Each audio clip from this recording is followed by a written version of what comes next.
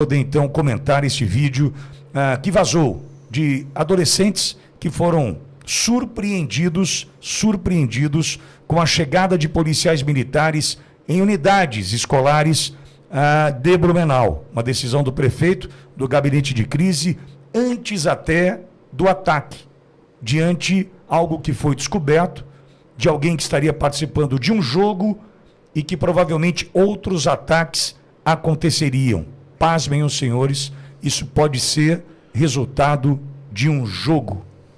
8h10. Lu, encerramos no Jovem Pan News Bauru. Obrigado, estou te esperando lá, no Claro que Pode. A conversa é muito séria e eu conto com você. Matheus, por gentileza, pode apertar o play.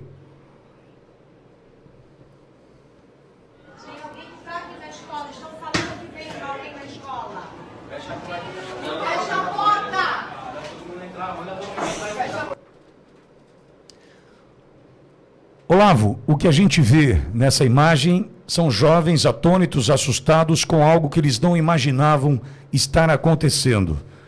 Chegava a notícia de que era um jogo. Como assim, Olavo? Alguém jogava um jogo onde a missão era matar crianças em uma escola?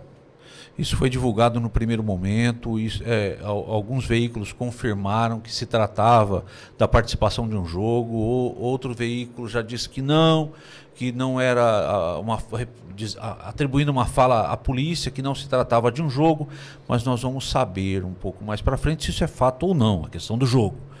Está cedo, né? A polícia agiu rápido nesse sentido, preparando e protegendo outras escolas. Mas a questão do jogo é bastante interessante. Nós podemos, como é algo a confirmar, nós podemos conversar um pouco sobre isso. Por favor. A questão do jogo,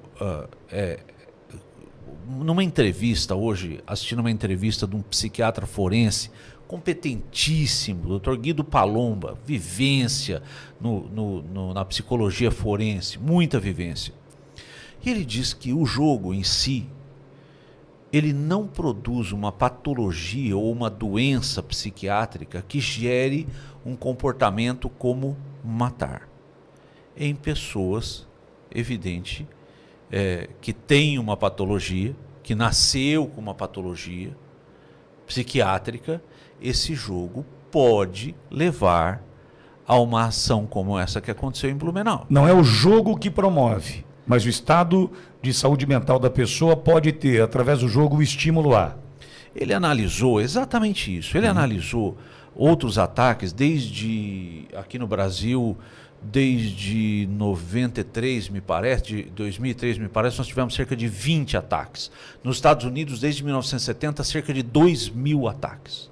E ele estava comentando um desses ataques no Brasil que foi promovido por 2 pessoas. Ele disse, olha, existe alguém que exercia uma dominação e alguém doente, que aceitava fazer o trabalho. As tarefas. Exato. Esse seria o patológico, esse seria a pessoa, ou como o agressor diz que estaria num surto psicótico, né? Enfim, o surto psicótico promove um apartar, uma desassociação do comportamento à realidade. Quem está num surto psicótico não sabe que está num surto psicótico. Quem está num surto psicótico não se entrega para a polícia.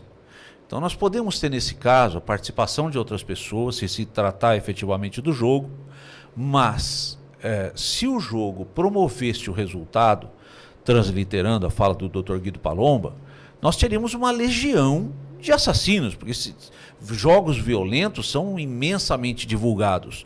Contudo, nós temos poucas pessoas que promovem o episódio de violência. E esse caminho, quando nós falamos em patologia, tem um fator importantíssimo.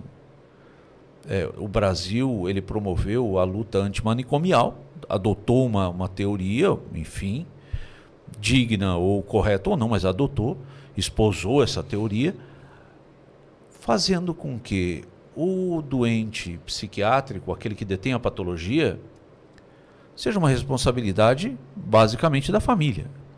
Agora, diante de um quadro de patologia, de alguém doente, cabe dentro do núcleo familiar a observação do comportamento.